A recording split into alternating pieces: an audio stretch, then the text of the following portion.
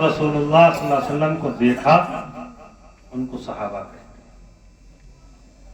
حضرت ویس قرنی رحمۃ اللہ علیہ بھی آپ صلی اللہ علیہ وسلم کے زمانے میں تھے، ان کی بوڑھی ماں تھی اور یہ تنہا تھے، وہ بیمار تھی، اپنی ماں کی خدمت کیا کرتے، دل میں تڑپ اور کڑھن تھی جناب محمد الرسول اللہ صلی اللہ علیہ وسلم کی دیدار کی۔ ایک دن کہنے لگے اپنی ماں سے کہ اماں جان، اگر آپ اجازت دیں تو میں اللہ کے رسول صلی اللہ علیہ وسلم کا دیدار کرنا چاہتا ہوں، ملاقات کرنا چاہتا ہوں۔ بڑی محبت تھی، تڑپ تھی، ماں نے بیٹے کی تڑپ کو دیکھا، اجازت دے، کہا بیٹا دیکھ جا، لیکن یہ سمجھنا کہ تمہارے سوا میری خدمت کرنے والا کوئی نہیں ہے، جلدی واپس آ جا۔ میں ان نوجوانوں سے یہ بات کہہ رہا ہوں کہ ماں باپ کا مرتبہ کیا ہے، ان کی خدمت کرنے سے اور ان کا احترام کرنے سے اللہ تعالیٰ نے کہاں سے کہاں پہنچایا۔ کیا کہا جاؤ لیکن میری خدمت کرنے والا کوئی نہیں ہے، زیادہ وقت نہ لگانا، جلدی چلے جا۔ حضرت ویس قرنی رحمت اللہ علیہ مدینہ منورہ تشریف لے، اللہ کی مرضی، یہاں تو انسان تدبیریں سوچتا رہے، فیصلے کرتا رہے، لیکن جو فیصلہ اللہ کی طرف سے ہوگا وہی ہوگا انسان کے ساتھ۔ تم اپنی کھچڑی پکاتے رہو۔ وہ پہنچے تو آقا صلی اللہ علیہ وسلم سفر پہ گئے ہوئے تھے، مدینہ منورہ میں نہیں تھے، وہ سفر پہ تھے۔ تو پوچھا تو حضرات صحابہ اکرام نے بتایا کہ وہ سفر پہ ہیں۔ تشویش ہوئی تھوڑا سے، لیکن یہ خیال ان کے دماغ میں تھا کہ میری ماں وہاں اکیلی ہے، بیمار ہے، اس کی خدمت کرنے والا کوئی نہیں۔ حضرات صحابہ اکرام سے کہہ کر کے ترنت واپس ہوئے، اپنی ماں کے پاس آ گئے۔ جناب محمد الرسول اللہ صلی اللہ علیہ وسلم جب سفر سے واپس مدینہ منورہ تشریف لائے تو حضرات صحابہ اکرام نے بتایا فلاں فلاں آدمی آئے تھے آپ سے ملاقات کرنے کے لیے، جلدی میں تھے، واپس چلے گئے۔ اللہ کے نبی سے کوئی بات چھپنے والی تو تھی نہیں، چھپ سکتی تھی؟ ہاں، ہر بات کو جانتے، مسکرائے۔ اور حضرت علی رضی اللہ تعالی عنہ اور حضرت عمر رضی اللہ تعالی عنہ اپنا جبہ دیا اور ذمہ دار بنایا، یہ جبہ لے جاؤ اور حضرت ویس قرنی رحمۃ اللہ علیہ کو دے دینا اور ان سے کہہ دینا کہ اللہ کے نبی صلی اللہ علیہ وسلم نے فرمایا ہے کہ میری امت کی بخشش کے لیے دعا کر دیں۔ اللہ سے نبی کہہ رہا ہے، اور کس لیے کہہ رہا ہے؟ حضرت ویس قرنی رحمۃ اللہ علیہ کا اتنا بڑا مقام کیوں ہوا؟ ماں اور باپ کی خدمت کرنے سے، اپنی ماں کی خدمت کرنے سے، ماں کی محبت کرنے سے اور ماں کی فرما برداری کرنے سے۔ کون کہہ رہا ہے؟ کہہ دینا کہ میری امت کے لیے دعا کر، مغفرت کی دعا کر۔ وہ کہہ رہا ہے کہ جس کے وہ دنیا میں آنے کے لیے اللہ تعالیٰ نے اس نظام کو بنایا، اس کائنات کو بنایا، اگر اللہ تعالیٰ جناب محمد الرسول اللہ صلی اللہ علیہ وسلم کو اس دنیا کے اندر نہ بھیجنا ہوتا، نہ یہ دنیا ہوتی، نہ 1.25 لاکھ انبیاء علیہ السلام آتے، نہ انسان ہوتا۔ उनको भेजना था, इसलिए ये दुनिया कायम है। और हमारा क्या हाल है? हमारा हाल ये है कि माँ बाप को झिड़क देते, गाली दे देते, वक्त पड़ता है मार भी देते। अरे होता नहीं होता? हाँ। और उसके बाद हम ये उम्मीद करते हैं कि गांव वाले हमारी इज्जत करेंगे।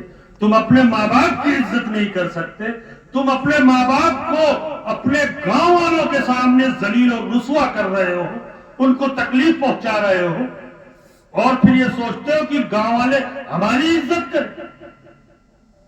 ऐसा हो सकता है? नहीं हो सकता। एक बात जान लो,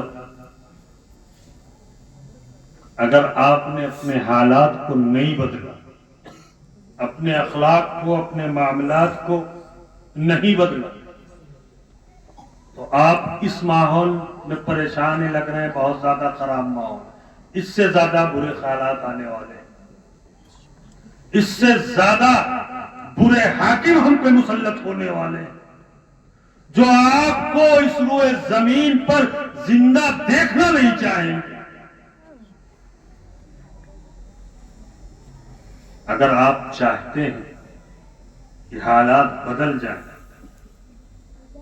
आपके ऊपर अच्छे हाकिम हो,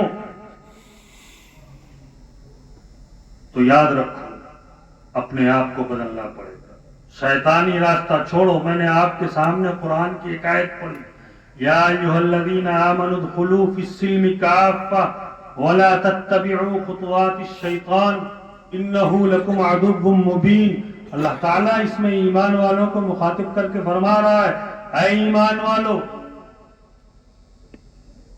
इस्लाम में पूरे के पूरे दाखिल हो जाओ, मुकम्मल तरीके से आप इस्लाम के अंदर दाखिल हो, शैतान के बहकावे में मत आना, शैतान के नक्शे कदम पर मत चलो। शैतान तुम्हारा खुला हुआ दुश्मन है, अल्लाह साफ फरमा रहा है। लेकिन हम क्या कर रहे हैं? हम तो उसी शैतान को राजी करने के लिए हर वो काम करते हैं जिससे शैतान खुश हो, उस काम से हम भी खुश होते हैं और हमारे रिश्तेदार और अइज़्ज़ा अकारिब भी खुश होते हैं। और अगर कोई बंदा अल्लाह और उसके रसूल को राजी करने के लिए कोई काम करता है,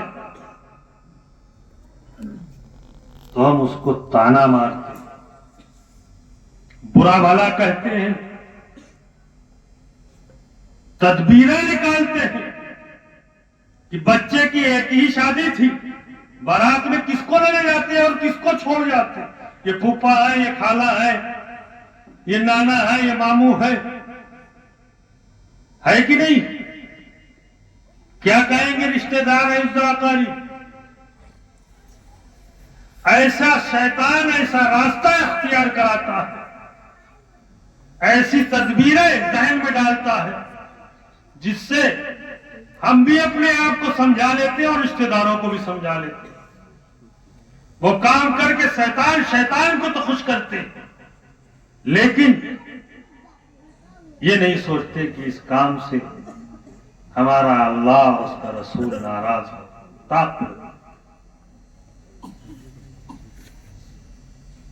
मेरे नौजवानों, इंसान के 5 गुनाह माँ बाप के ऐसे हैं, याद रखो।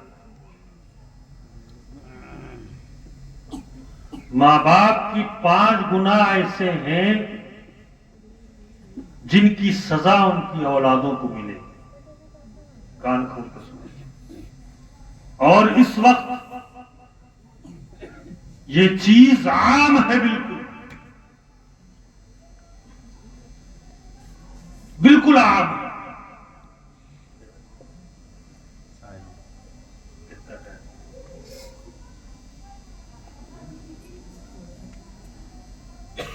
ایک تو حرام کی کمائی ہے کہ نہیں، ہم ملوث ہیں کہ نہیں اس میں؟ روپیہ آئے چاہے جیسے آئے، پڑوسی کا ایک ہاتھ زمین جوت کر کے 1 کلو 2 کلو دھان بڑھائے لیا، اور وہی اپنی محنت کے دھان میں جو محنت سے بویا تھا سب ملائے کے لے کے بیچ، سب حرام ہوا نہیں ہوا؟ آج قوم اس میں ملوث ہے کہ نہیں؟ حرام کمائی، اور وہ حرام کمائی لا کر کے ہم اپنے گھر پہ رکھتے ہیں، اور اسی کمائی کو ہم خود بھی کھاتے ہیں اور اپنی اولاد کو کھلاتے ہیں، اور اس سے نیک کام کرنے کی امید رکھتے ہیں۔ یاد رکھو، حرام رزق کھلانے سے اولاد کے دل سخت ہو جاتے ہیں، سمجھ گئے؟ پھر تم کوئی بات کہو سمجھانے کی، ان کے سمجھ میں آنے والی بات۔ دوسرا، ظلم اور ناانصافی۔ آپ اپنی موجودگی میں اپنے اولاد کے سامنے ظلم اور ناانصافی کریں گے لوگوں کے ساتھ، اس کی سزا آپ کی اولاد کو ملے گی۔ چوتھے، دین سے دوری۔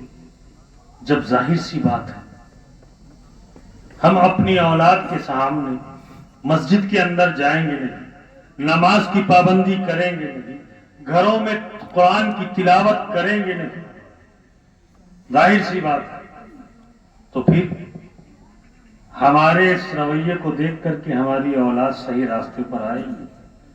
اور پانچویں اور آخری چیز، اللہ کی نعمت کی ناشکری۔ سمجھ گئے؟ تو بہت ساری چیزیں، دن بھر ہم جو کھاتے ہیں وہ بھی اللہ کی نعمت، سانس لیتے ہیں وہ بھی اللہ کی نعمت، جو پیتے ہیں وہ بھی اللہ کی نعمت، جو مال اور دولت اللہ دے رہا ہے وہ بھی اللہ کی نعمت۔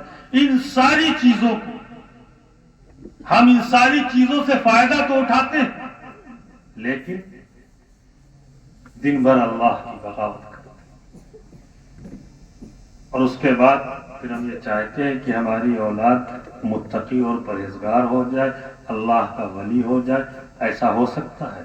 صبح سے شام تک اٹھتے ہیں، جب تک سوتے نہیں ہیں تو اس کام میں لگے رہتے ہیں کیسے دنیا آؤ، کیسے دولت آؤ، اور رات کو جب بستر پہ پہنچتے ہیں تو سوچتے ہیں اگلے دن کیا کیا کام کرنا۔ اسی فکر میں پوری زندگی کٹ رہی ہے۔ میرے دوستوں، میں بڑے ادب کے ساتھ آپ سے یہ بات کہہ رہا ہوں، گزر گئی جو گزرنی تھی، آج سے ہم یہ توبہ کر لیں اور اللہ سے اپنے گناہوں کی معافی مانگیں کہ اللہ تعالیٰ اب تک جو گزرے، جو غلط کام ہم سے ہوئے، معاف کر دے۔ آج کے بعد انشاءاللہ ہم 5 وقت کی نمازی بنیں گے، اور علاقے میں، گاؤں میں جو بھی بچے مدرسے میں مکتب سے جڑے ہوئے نہیں ہیں، گھر گھر جا کر ان کو علم دین سکھانے کے لیے 1 گھنٹے کے لیے اپنے گاؤں کے مکتب میں داخل کریں گے۔ اللہ تعالیٰ کہنے سننے سے زیادہ ہمیں بھی عمل کی توفیق عطا فرمائے، اور آپ حضرات کو بھی۔ میں اپنے نوجوانوں اور بوڑھوں سے یہ کہوں گا کہ اے پیارو، اب تک کا تو ہم نے بہت کچھ کیا دنیا کے لیے، اب یہ کر لیں کہ ذکر دنیا کر کے دیکھا، فکر عقبہ کر کے دیکھ۔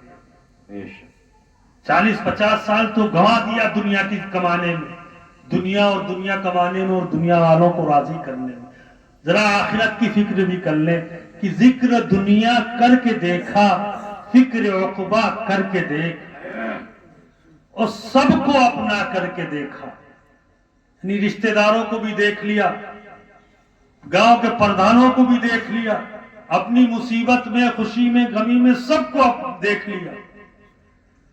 تو یہ کہا سب کو اپنا کر کے دیکھا، اب رب کو اپنا کر کے دیکھ۔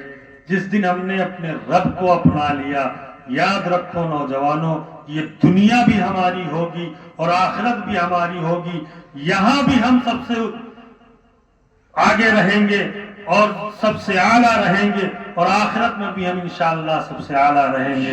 اللہ تعالیٰ کہنے سننے سے زیادہ ہمیں بھی عمل کی توفیق عطا فرمائے اور آپ حضرات کو بھی. وآخر دعوانا ان الحمدللہ رب العالمین. ماشاءاللہ. نہ سمجھو گے تو مٹ جاؤ گے ہندی مسلمانوں، نہ سمجھو گے تو مٹ جاؤ گے ہندی مسلمانوں. تمہاری تو یہ چیز آدمی سے کام نہ لو، رکھو. تمہاری داستان تک بھی نہ ہوگی داستانوں میں. حضرت بہت اپنا دل کا درد بیان کر رہے تھے یہ، اور ہم آپ کو جھوڑ رہے تھے کہ عجم ماجرا ہے حضرات دیکھیے، عجم ماجرا ہے حضرات دیکھیے، داماد مانگتا ہے خیرات دیکھیے. ہمیں اس پہ زیادہ تبصرہ نہیں کرنا ہے. حافظ صاحب نے بہت اچھی، جو کہ وقت زیادہ ہو رہا ہے اور جلسہ انشاءاللہ 10:30 سے 11 بجے کے اندر ختم کرنا ہے. آپ پریشان نہ ہو، بہت ہی مختصر اور جامع یہ آپ کی سنجیدگی کے ساتھ گفتگو سننا. آئیے آپ کے رخ کو ذرا اس طرف لے چلتے ہیں کہ دکھا دے یا الہی وہ مدینہ کیسی بستی ہے جہاں پر رات دن مولا تیری رحمت برستی ہے. اسی پہ اشعار پیش کرنے کے لیے آپ کے علاقے کے، آپ کے گاؤں کے، آپ کے امام صاحب آپ اسامہ صاحب سے میں درخواست کروں گا وہ آئیں اور نعت پاک پیش فرمائیں. ماشاءاللہ آج کا ایک پروگرام سیدپورہ والوں کے لیے